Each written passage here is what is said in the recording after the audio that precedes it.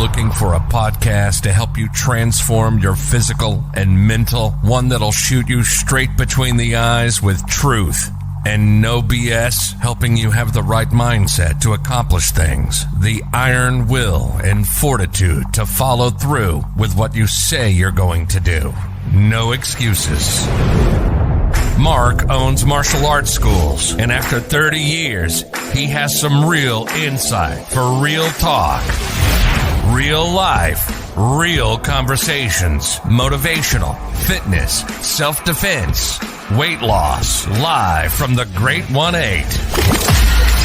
This is Real Talk with Mark Cox.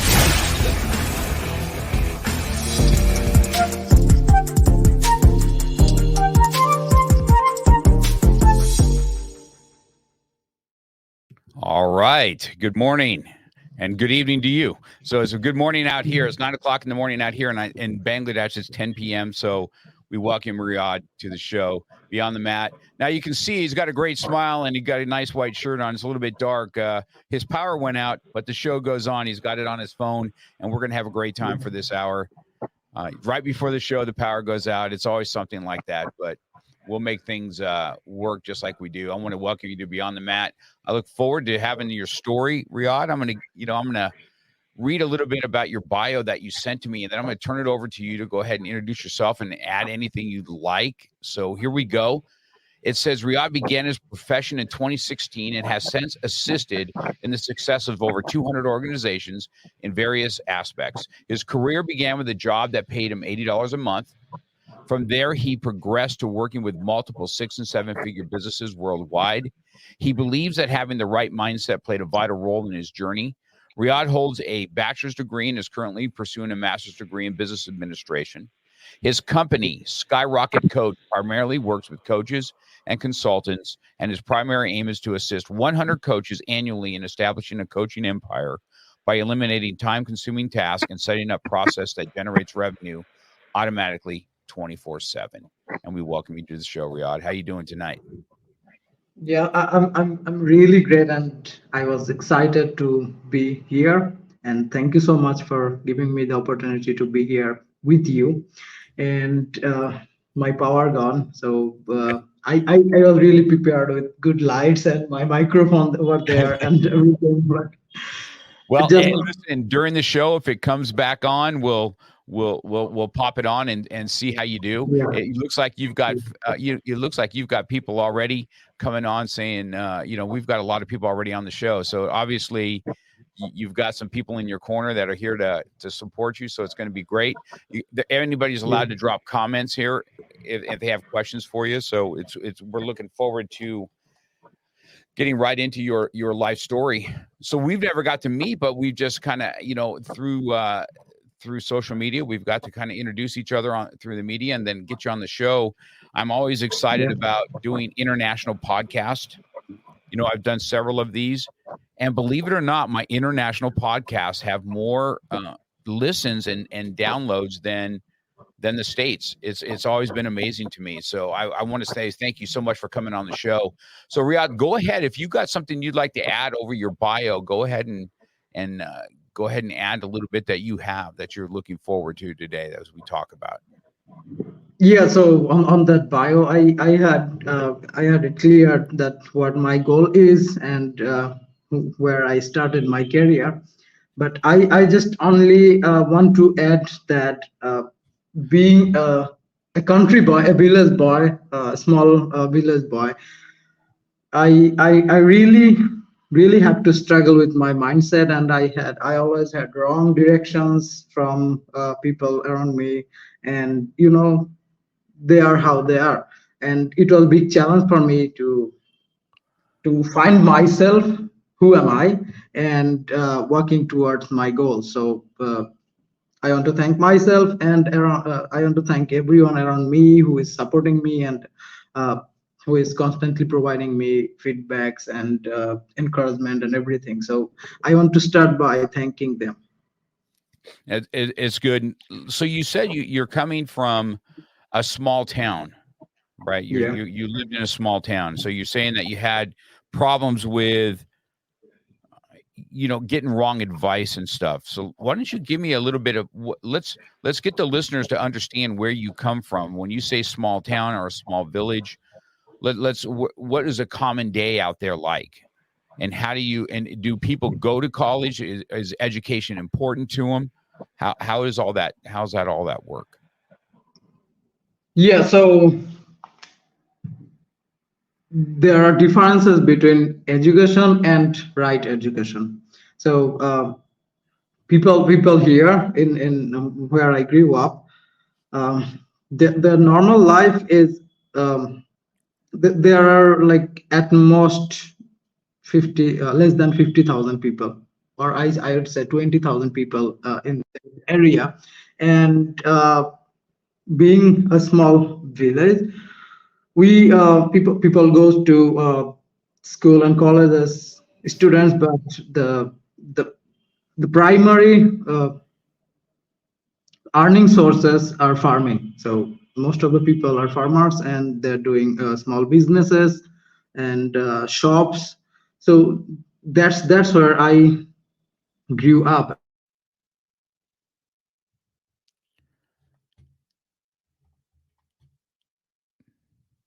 Well, did we freeze there, Riyad? I think that's the place that needs more attention towards building a good mindset. Like I was shy to ask a question in my classes because other students would laugh at me, and I always had that fear inside me that if I ask a stupid question or a dumb question, they will laugh at me. So that was a fear that stopped me to asking questions and clarifying the question that I have to my teachers. And so this is just a one point of doing so. One point of saying that how we had fixed mindset or negative mindsets. Also, on the other hand, like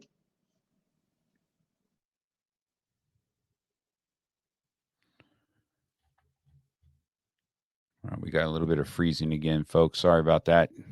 not ever about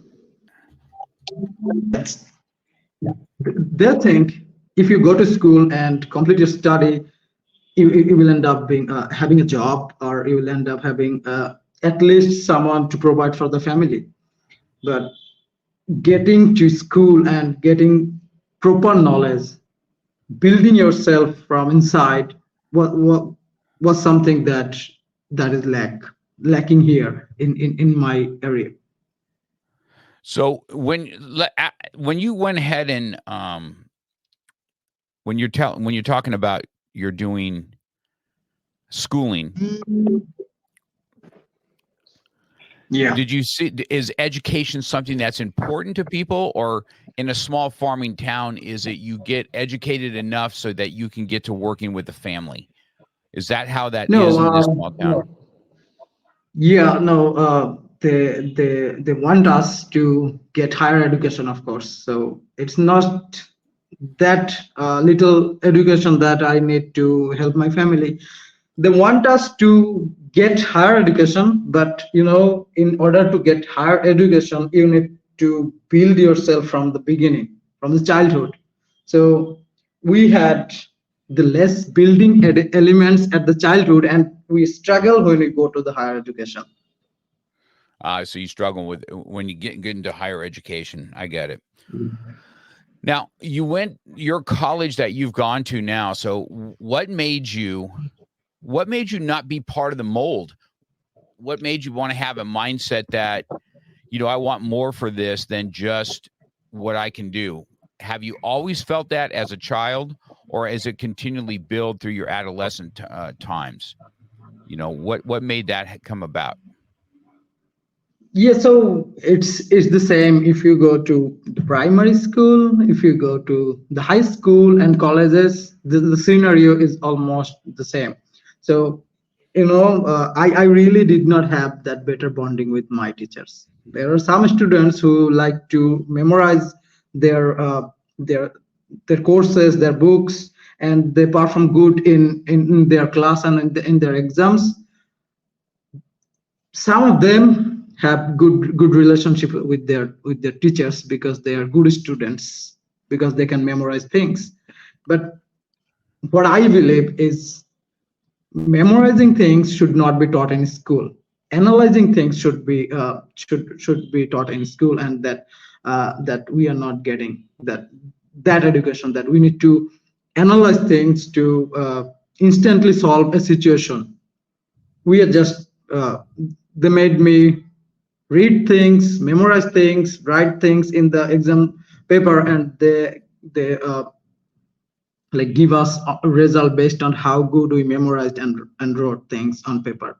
But they have less concern about how we built from inside. Okay, I understand what you're saying there. So in your opinion, do you feel that you've always had this desire to be a little bit more than what people would think? How did you come to a point that says, listen, I want to coach? Says, I was like this. See, I didn't go to I went to a little bit of college, but I've always had kind of an entrepreneur's mindset. I didn't really want to work the 9 to 5. I did that. I hated it.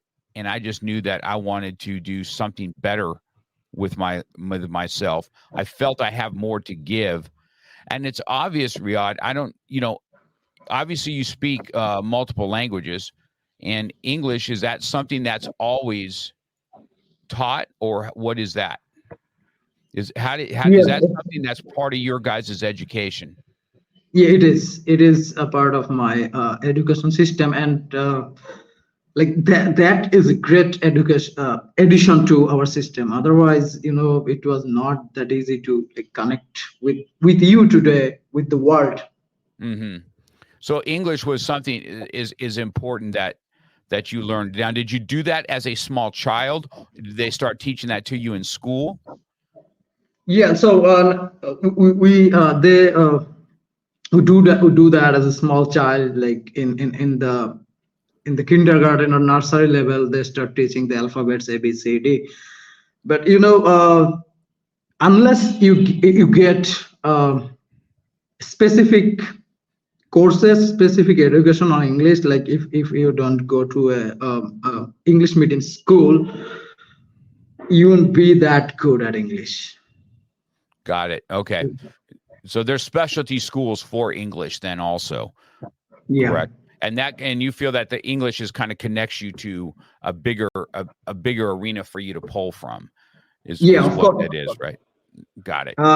Even I posted an announcement about this live on my profile, and somebody commented, "Hey, in my language, hey, I can't understand my clients sometimes, so I say or yes, I just pass by with these words. So how do I get better on this?" So you see, these are the problems. Like I started my career as a freelancer. Now I'm an entrepreneur. I have a team. I have a company that I can call.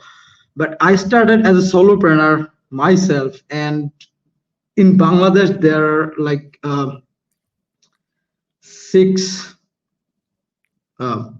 there are like less than 1 million people.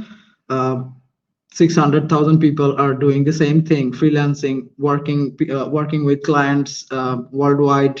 And whenever I look at them, the biggest issue I got is their communication in English.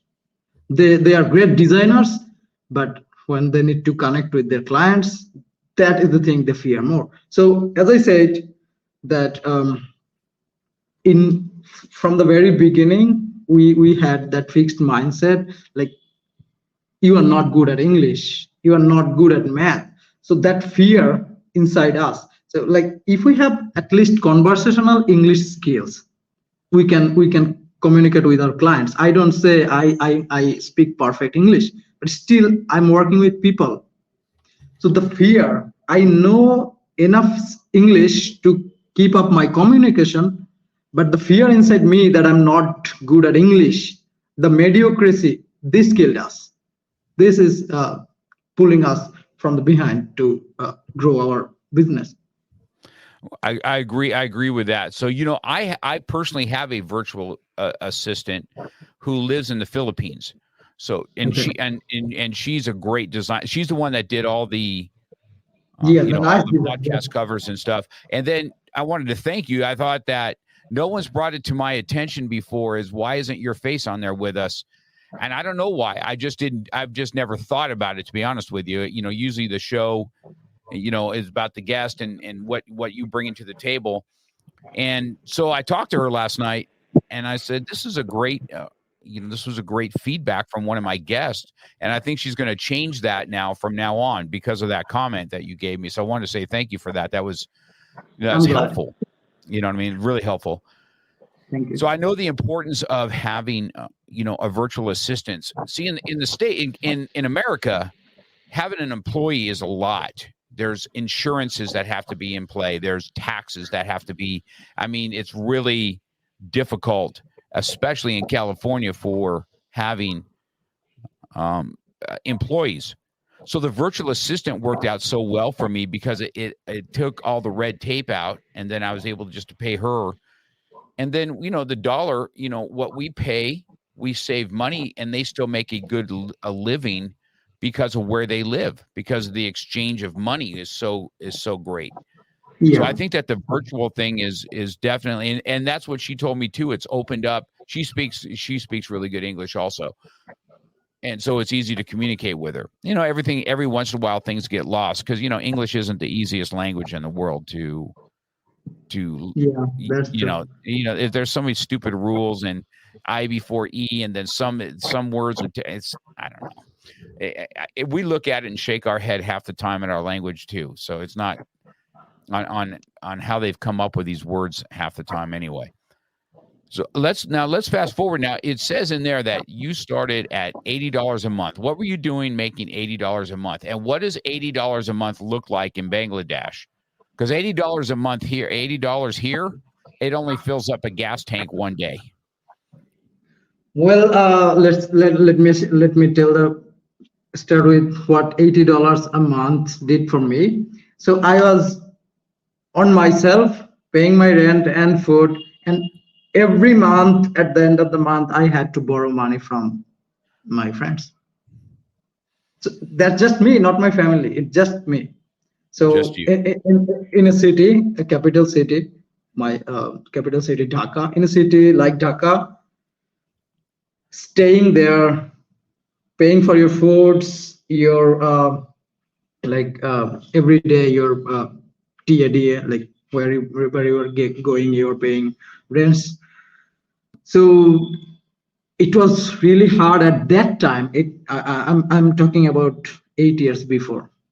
At that time, it was not that easy to make a living for that $80 a month. It's now worse than that time. So yeah, I don't say it was a great living, but I was just passing my days because I did not know what I should do else, and I did not have a vision. And in that job, what I did, that's interesting. That's kind of interesting story because in that job, my educational background is in accounting. Okay. And on that job, I had to do things that a person with science background would do. Like I was going to different factories, garment factories, and I was measuring the environment there. So how much light is there so that the workers in the factory don't get eye problem? How much noise is there so it's better for them? How much carbon dioxide the boiler machine is passing so it's not affecting the environment? So I was testing those, number one. Number two, I got back to office with those tests and I prepared that result. And the worst scenario is I had to make those reports and signature as a chief chemist. Okay. Yeah. So yeah. this was not something that I liked, and I did not see a future in that. So that's one part of the job. I had other duties as well. I used to cook for the company for us. I used to like do all the computer works. That's when I got to know about freelancing, that I can work from home with people from different countries. So I had to do a lot of things. The company bought a car. Got I got the duty to find out what is the best car in lowest price possible. So this everything, like a peon, from a cook to a chief chemist to collecting payments and depositing money on the bank, everything. I was doing everything on that job, and that was, like, as I said, for 12 to 16 hours a day.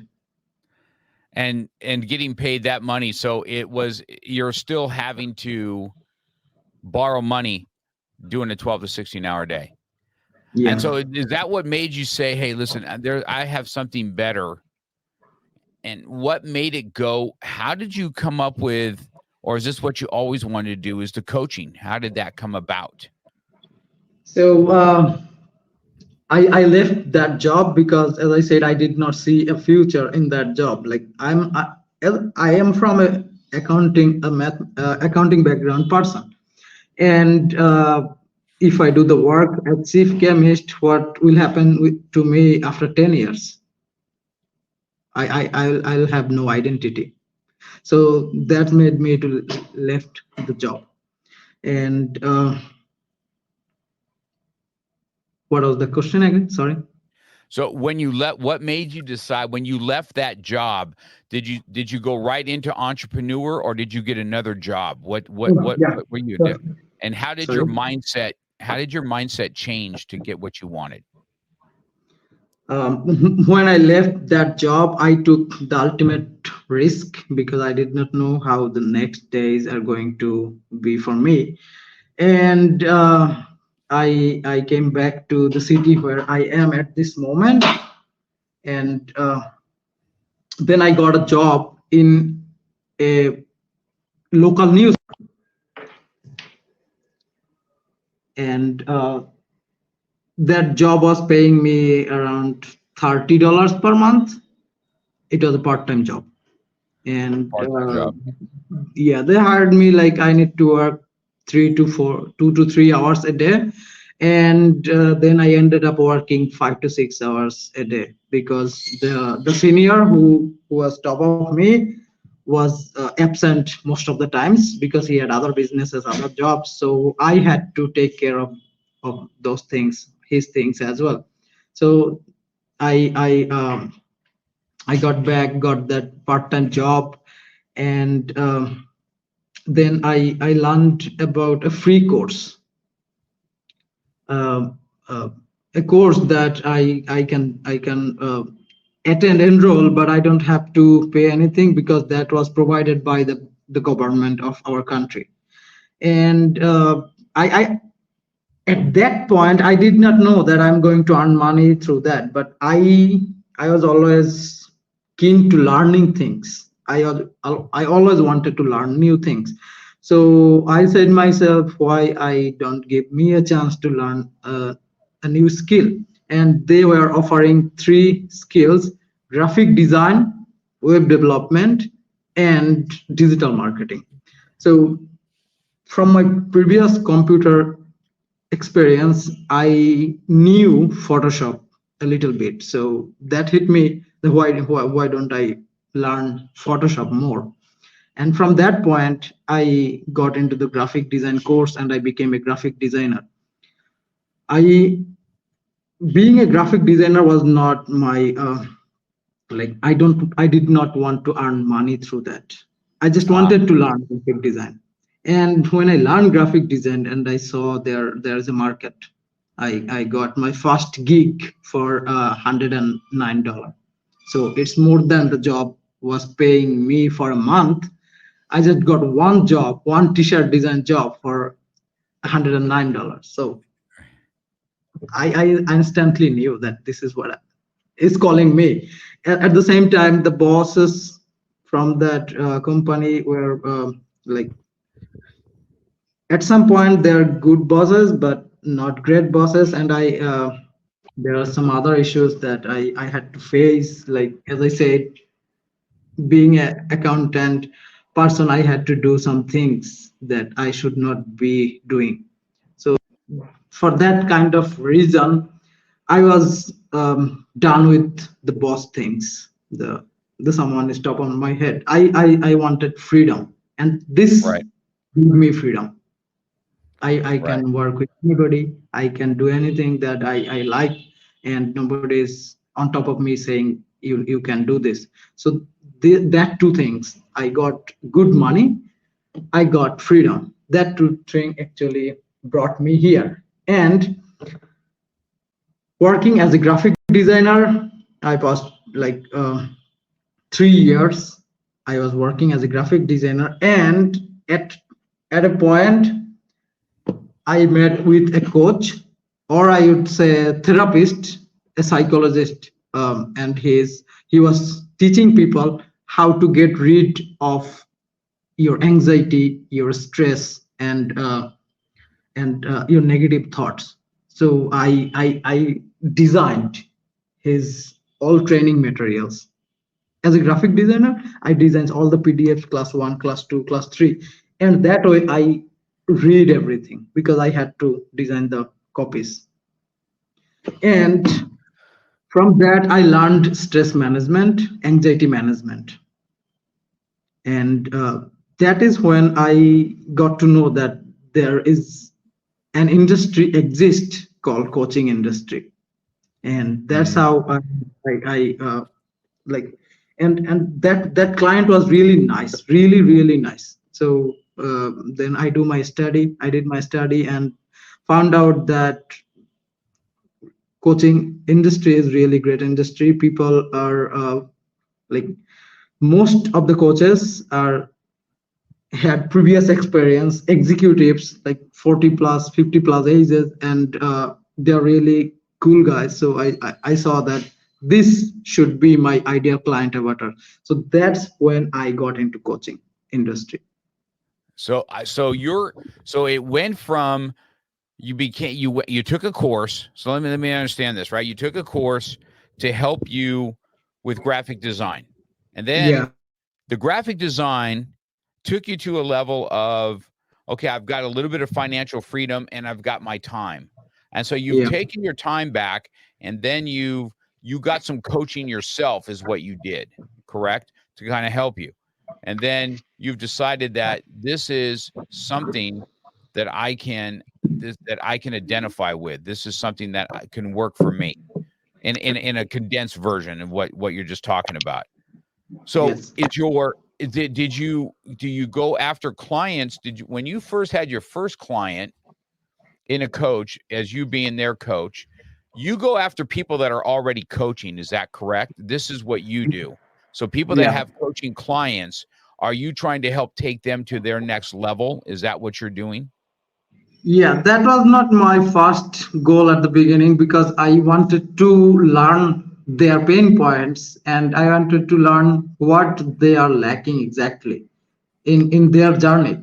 So I worked as their virtual assistant, their personal assistant. I work as their graphic designer, as their web developer for different coaches. And then I came with an idea that the biggest problem they face is the marketing part. They have their coaching, they know how to help people through their coaching, but not all of them are good marketers. They at the same time, in this digital marketing arena, digital marketing generation, you need to be technology lover in order to get your marketing things going. So that is where I found my good spot, that is where I can help them. So is your clients mostly out of country? Mostly Did you go find 100% people that are out of country? Where's your most clients from? USA. Europe, USA. Yes, So I can so say being Arizona, Utah. There, I have most of my clients from these two states. That's interesting. It's interesting. So you started, what you're saying is you started kind of like as a virtual assistant, just like we spoke about, and then you into coaching. Now, I'm going to tell you, you're right about one thing, Riyad, and this is even true in what I do, right? Even when I do my martial arts training or people have schools, there's a lot of great instructors, but boy, they're terrible at marketing themselves. Okay. Yeah. We see that in probably almost all industries. And I was no different in my beginnings. I was good at teaching, but man, I didn't really understand, you know, how to market or how to even run a business properly. Right. I was just taking risk and then getting after it. And of course, back when I started, I've had my business for close to 40 years now, but you know, back when I started, there really wasn't internet. There wasn't digital marketing, right? Marketing was different. Yellow pages, pizza boxes, flyers, that kind of thing, right? Getting yourself out there, getting your into the community and stuff like that. That's what we did. And I really didn't understand a lot of that. And as a matter of fact, I'll be honest here, I looked into a coach for digital marketing. But he didn't, you know, he was from India also, and he was from India, but we didn't really get good results from it, right? And I just don't know enough about it, to be honest with you. There's companies out there that really charge money now to take over your marketing for you. Now, when you're on your clients now, are you on the marketing side? Do you have a team that does marketing for them? And what does your coaching do? How does your company work? Because you say you have different facets of your company now, and you have employees. Is that correct? Yes. So what do you do now exactly? So I don't consider myself as a coach, but when it comes to digital marketing, there are different things in marketing that I saw that I can teach my clients. Okay, like on a funnel, let's say a sales funnel, there are three parts of a sales funnel: the top of the funnel, the middle of the funnel, and the bottom of the funnel. So a coach just started their coaching business. They did not, or they don't really know a lot about how a funnel works. So that comes first. I let them know, I enlightened them that this is how you should have a funnel, so that you are not a complete stranger to your customers, because people don't like to buy from strangers. So the funnel will work automatically to make you a familiar face to your potential clients. So I explain the whole process. If you say this is coaching, and then it is coaching, or if you say it's a sales call, like to get the sale, because I give them the knowledge and I sell the implementation, like the funnel, building the funnel. In that case, I need to get help from a graphic designer from my team to do all the designs for them. I need to get a web developer for them to do all the website, landing page, opt-in pages, quiz pages for them. And then when all the things are ready, like your branding is ready, your funnel is ready, people can go from the top and it's automatically bringing them to the bottom. When this is ready, I need to get my Facebook ad expert who is in the team to run the ads campaign for them. So this is how my company do. And there are video editors, because in online coaching industry, there is a huge demand of videos. And when you have when you have a class, when you have a lesson, you can do two things. You can do daily live lessons, and you can have pre-recorded classes, like 50% of the education in the pre-recorded classes, and you do a weekly 1 or 2 group call to explain what they learned and answer their specific questions. So in that pre-recorded courses, there are demand of video editing. At the same time, if you want to make sure that those people are actually watching the pre-recorded courses and then asking questions in your live class, you need to do some magic in there as well. You need to design those courses and some Q&A, or use a quizzes to pass each test to go to the next level. And that way you can make sure they watched all those videos before they asking you random questions. Very that's very, very unique Yes. on what you're talking about. So all those settings we do automatically for them. So this helps them to save a lot of time. And it's not just the marketing, it's the entire setup of the marketing. So when we do the entire setup of the marketing, we understand the business better than just a marketer would do. If you hire a marketer, let's say an ad expert, they will run the ads for you, but they will not know what the rest of the funnel, how the rest of the funnels are working. You would say, hi, I have a free lead magnet, right? Let's promote it. Okay, he will do the the Facebook ads and promote the lead magnet like the free PDF for you. But what happened when somebody starts sharing? If somebody don't take the all responsibility, it's hard for them to understand how the process works. So that might be one of the reasons that your previous marketer did not work well. I'm not sure, but Interesting. that is the reason. Yeah, yeah, interesting on what you're talking about there. I very intrigued on how the whole process works. So what you're saying is you have a team now. So you go into the coach and say, "Hey, you're working on branding, you're working on sales, and you're working on then that's what you're talking about when your course is working their course is working 24/7, right? So Yes. people can, they're going through a sales funnel like that. Totally interesting on um, how you have that uniqueness about you. Now, do you teach other coaches how to do what you're doing? Is that something else you're doing? Are you just looking for new clients? Yeah, no, I do not teach other people marketing at this level of my business. That will come later.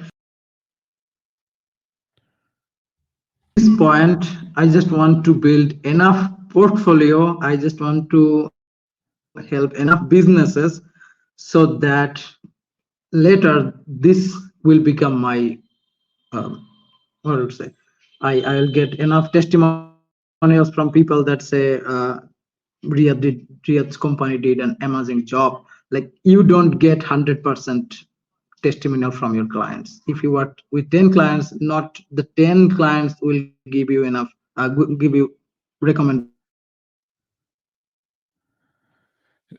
or give you testimonials. So my point at this is working with as many clients as possible. Like, down the road, after 5 years, maybe I'll be teaching people how to do the marketing. I'll be teaching to get people in my team at this moment, but not in a full scale. Not in full scale. So what is your ideal Yeah. client? So how do you go market yourself now? Is it by word of mouth? How long have you been doing this? How many years have you been doing it? Yeah. I've been doing it from 3 years, but the Skyrocket Coach company formed 2 years ago. So this is a 2 year ago thought idea. Yeah. And we're going to get into the mindset of that here in just a minute, right? Because it says here that your aim is to assist 100 coaches annually in establishing a coaching empire by eliminating time-consuming tasks, setting up the process that generates revenue 24/7. So you're trying to take a coach, if you have this coach, let's like build me. Let's say it's me, right? I say, hey, I want to do this coaching. Maybe I want to help coach people on how to do podcast, right? And I want to Yes. I want to build a podcasting coaching on how to get people to start this, right? So would I be this kind of client that would come to you and say, Riyad, I kind of want to do this coaching. I want to have people understand how to start. Not that the podcast has to be the number one in the world, but podcasting itself can come around to your specific niche, who you're trying to, and then be who you're trying to attract, and you're going to be the expert. And podcasting just happens to do that. You know what I mean? Like, let's say the podcasting is maybe my podcasting. I have another podcast that says Beyond the Podcast, in coaching you how to start your own podcast. Now, would I be a client that can come to you and say, this is what I'm thinking about doing. Can you help me set up funnels and how to market to help other people do beginning podcasting? And then I guess you would help us with that, right? You would say you can have some pre-recorded stuff, and then you have live. Is that what I'm understanding? Is that how that all works? Yeah, that I don't know if you noticed or not when you said that if I want to teach how to do podcast, I smiled because I already worked with another client and he's doing the same thing. And his podcast is already like he got a big following, but the process is the same. You have your course ready, you have the lessons for people that will help people to change their lives. If you have the courses, it's our responsibility to make it on the market. I gotcha. Got it. Interesting. So how are you marketing yourself? Yeah, at this moment, is it like, because I think you reached out to me. That I don't know, where did we meet? Are you in Connected Leaders? Where did we meet? How did we meet? I was building a warm audience. I was connecting with people. I have 1.8 thousand people that connected with me from worldwide. I have 2 Facebook accounts. One that I have only people from Bangladesh, only Bangladeshi audience, and the secondary account, which became my primary account now. I have 1,800 people that are from the US and other countries. So to build that audience, I was getting into different groups, and I was connecting with thought leaders, and finally I got my electricity back. Yeah. You are now lighted. So that is how in their industry, who is the thought leaders are. So my Facebook profile is now loaded with leaders and coaches. That's how we did it. Because I take a chance on some, when I read through the stuff, I said, this is, I'm about that. I'm about, I took risk myself doing what I do and not being college educated. Not that I feel that you need to have a college education. If you're going to do one, you need to go after it in a way that's going to help you in life. Yeah. But I didn't do that. I stepped out myself and I said, hey, I'm going to build this. You've got quite a few people here that are saying hi to you here. Abdul says hi. I'm not sure. I'm not sure how to pronounce that name. Nusrat Bintunor. She's my wife. You got. Oh, that's your wife? Yeah, yes. That's good. Good. Well, we'll welcome her to the show too. So, so I was, so how you started connecting, I think that's how we did it, because I took risks too. So when we talked about a mindset a little bit when you started the show, did you have the mindset? What changed in your mindset, and do you use how you changed your mindset to help your clients? Like, hey, here's the mindset you're going to have. Tell us how that just changed in your mind, how to go to the next level. Okay, so I was not as a teenager. I was not really clear about the concept of mindset. I did not even know that we can have multiple types of mindsets. I learned that as I go. But what I what I had in me is I was always looking for the future. I was not only in the present. So when I was looking for the future, I took action based on that.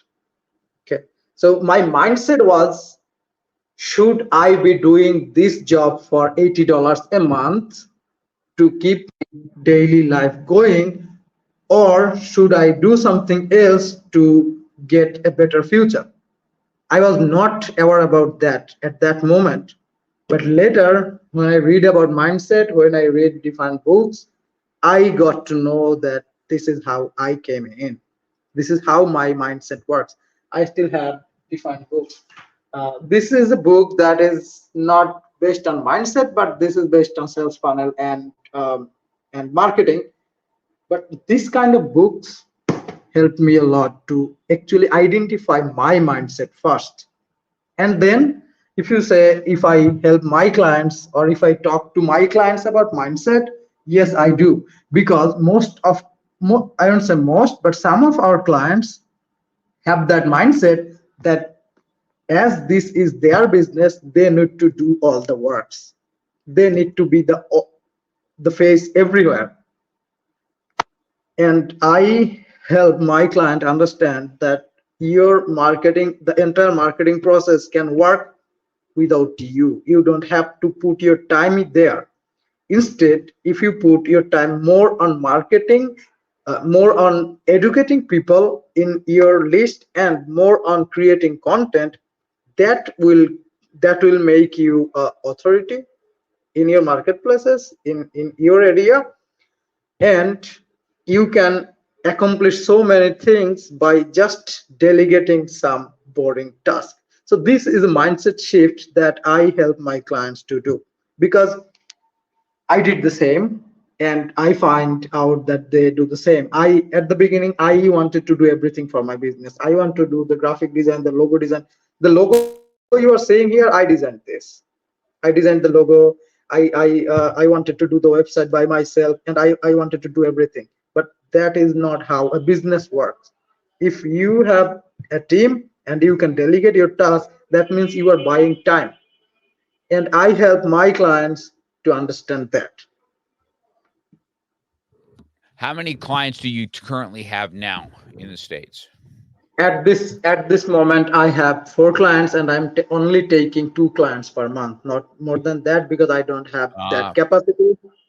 I see. I see. So you kind of concentrate on so those are your, when you take on clients, you have a concentrated effort and a team on those clients. Now, once everything's set up, Riyad, do you just do maintenance for them, or how does that work? Or once everything's set and they're kind of going, where Yeah, do you fit into that? it needs maintenance, like in when you are in the marketing space, there are different kind of offers. There are Black Friday, Cyber Mondays, holiday sales, and there are different kind of sales, and you need to use every opportunity to get clients in. You need to provide like 20% off for the Black Friday sale. So some of this can be done beforehand, like at the beginning of the year. You fixed how the campaigns will go for Halloween, how the campaigns will go for the any other, like the new year. So these are kind of marketing campaigns that you need to have. You can preset everything, but at the same time you need to execute those campaigns on that specific time. So that's one thing that we need to stay in touch with the clients. And on the other thing, as I said, that in the sales funnel, there are top of the funnel, and there are middle of the funnel, and the bottom of the funnel. So the top of the funnel is the biggest place. Most people come there first. And to do that, we need to keep running advertising. So the best way and time sensitive way is to run Facebook ads, paid Google ads, paid Instagram ads. So to run and maintain those ads at the same time, to run and maintain your sales funnel, there are some works that need to be done continuously, maybe 5 hours, 10 hours a month. But at the beginning, when you do everything, it is less effort to maintain the whole process.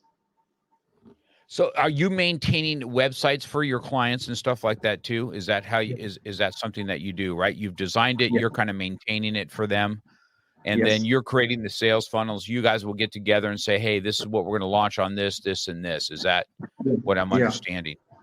Yes. And make it more dynamic. Now, you say that you work with coaches, but it sounds like this would work with any entrepreneur that is in a space, right? Whether they're like myself, whether you have a martial arts school, a gym, a coaching business, all that works the same, correct? Yes. All the fundamentals of marketing are the same for all business. Why I only focused on coaches? It just because, as I said, I do not have a huge capacity. So it's the same if I take 2 coaches per month or one or two different kind of business per month. But the benefit that I'm getting is in my messaging.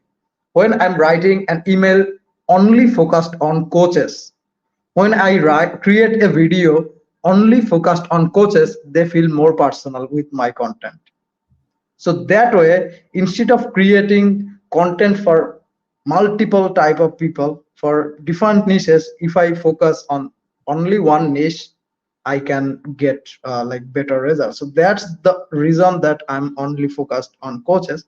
But as you said, the system and the process would work for every business. Maybe there will be some differences, but the core concept is same. Yeah, that's interesting. Interesting to me. It's just how it kind of all interacts on and how the sales funnel. Because I have a business, so when I'm listening to what you're having to say, I'm like, I don't know any of that. I don't know how that all works. Even myself, right? How the sales funnel works, how that all that kind of stuff. The Google ads, the Google words, how to even do it. I mean, most people don't even know how to do that stuff. But if you're not doing that stuff today, you're getting I'm telling you, you're getting left behind. Right. And Right. that's why I went looking. I went looking myself, but it didn't. Either it wasn't a good fit, or it just. I'm not sure why it didn't work out. You know what I mean? I spent quite a bit of money on Facebook ads, and it just still didn't. I didn't get the results that he was talking about by any means. I may have got enough people in to pay for what I had to do with him, but it's not that it wasn't such a. But I have other friends too that have hired. But I mean, they're spending thousands and thousands of dollars a month. Like I'm talking about $3,000-$4,000 a month to produce what they're doing, and I'm like, man, I don't know if that give and take, that much money give and take, is worth what they're getting, right? So it's. I don't know. It's just one of those things. It's quite a unique niche, and coaching that you're talking about.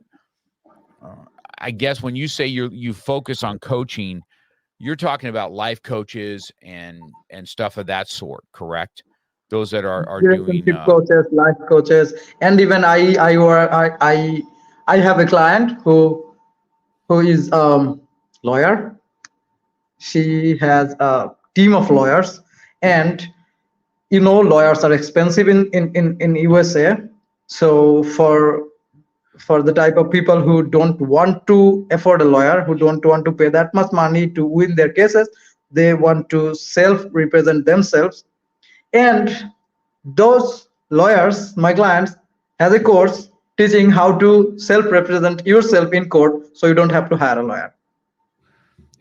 That's interesting, right? Interesting to have.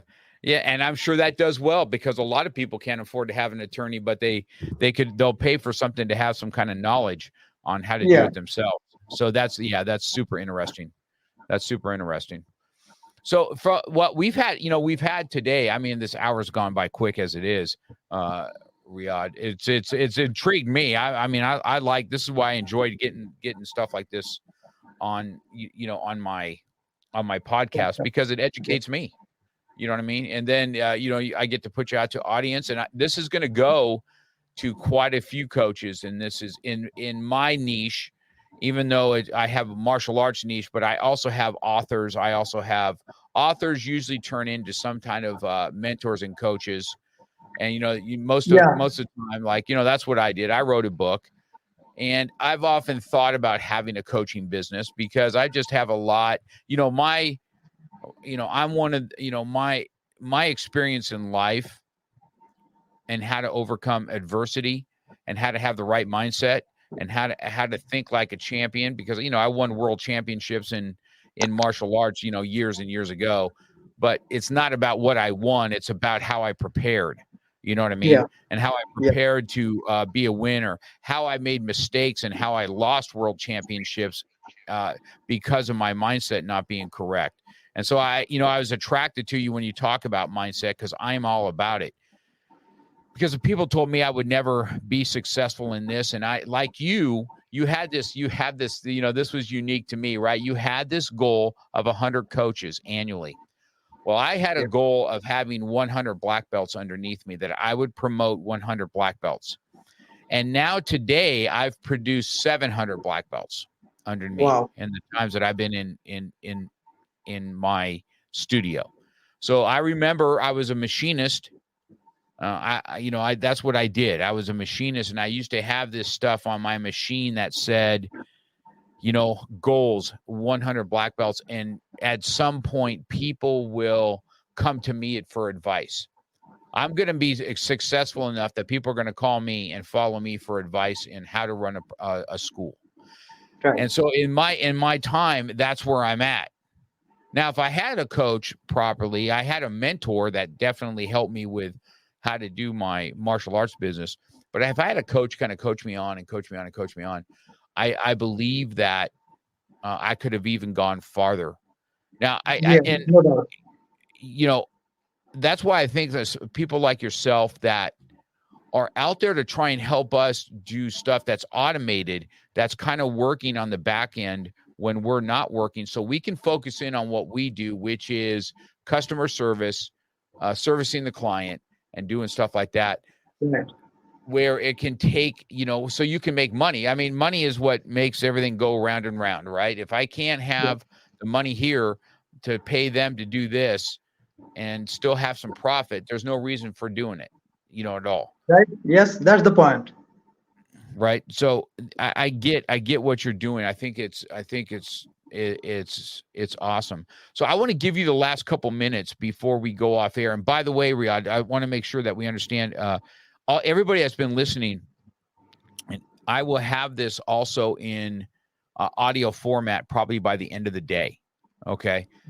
Okay. And so I have an AI also that's going to kind of get our best parts of our, and cut it down into minutes, best parts of our podcast today, what it feels was the best impactful.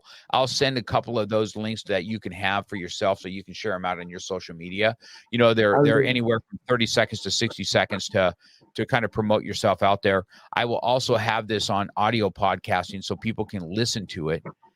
And even though you didn't have it, your audio and stuff was really good. So I just, I want to give you the last minute here to,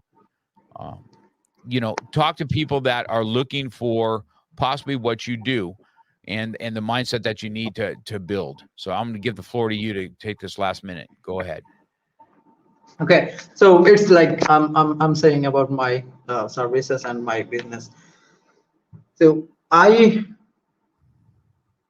help people who wants more time in their life to automate their business and get more in less time and only focus on their primary and key tasks, key focus, like their family, their friends, they're like they wanted to go on a vacation for a long time, but these marketing things kept them like always occupied, because marketing is a thing, sales support is a thing that you need to always be active to provide your clients, provide your customers. So in my business, I eliminate all those. At the same time, I eliminate the technology issues, because everyone is not a technology lover, and at the same time, it's kind of complicated. So in your business, if you can put the growth on automation, then you can easily have revenue in your business. At the same time, you can easily have time in your life, and I am helping with that. So my primary audiences are coaches, and I help coaches to with everything in their marketing part and the automation part and the technology part, from graphic design, branding, to video editing, to the funnel optimization, to the marketing, everything. So like if you need some help with that, if you feel frustrated with the marketing part, you have a business, you built things, but you are not happy with the outcome and the results that you are getting in terms of clients, in terms of money, revenue, then Skyrocket Coach will be a great solution for you. So really good. It's really good. So Riyad, how do somebody, if somebody's, listening to our show and saying, that this sounds impactful, this is something that I want to do, how do they get a hold of you? Yeah, so SkyrocketCoach.com is my website. So if somebody go to my website, they can have the contact method. At the same time, they can they can search me on my Facebook, which is rh.riyad.1000. So after Facebook, if you put this username, you will find me and you can send me a DM. All right, I'm going to write this on notes here as we're going. Skyrocket Coach. Yes. So right. SkyrocketCoach.com. Yes. Okay, so for everybody that's doing that, I just wrote that in the comments for everybody. So anybody that's on YouTube or my other Facebook channels, you guys can see that. SkyrocketCoach.com is how to get a hold of Riyad. If this sounds like something that that interests you, I encourage you to go reach out to him and have a talk with him. See if this is a fit for you. It's been a great hour, man. I've really enjoyed. Yeah, really a good education for me today. I really enjoyed that. So before we end, if you just stay online, I got a little bit of an outro, and then I'll talk to you off camera just for a second. Okay. So this is our outro, and I'll be back with you in just a second, man. I really appreciate the hour with you today, Riyad. Thank you so much. I'm really thankful to you for giving me the opportunity. You're welcome. Just hold on one second. You've been listening to Real Talk with Mark Cox. Real life, real topics, real conversation. We're passionate about motivation, fitness, self-defense, weight loss, and coming at it from a real angle. We hope you've gotten some useful and practical information from this show. And we hope you had fun. We know we did. We'll be back soon. But in the meantime, hit us up on Instagram and Facebook at MarkCox100. Make sure to subscribe and review. And tell a friend or two about the show. For more, hit up the website at markcox.com. Till next time, keep it real.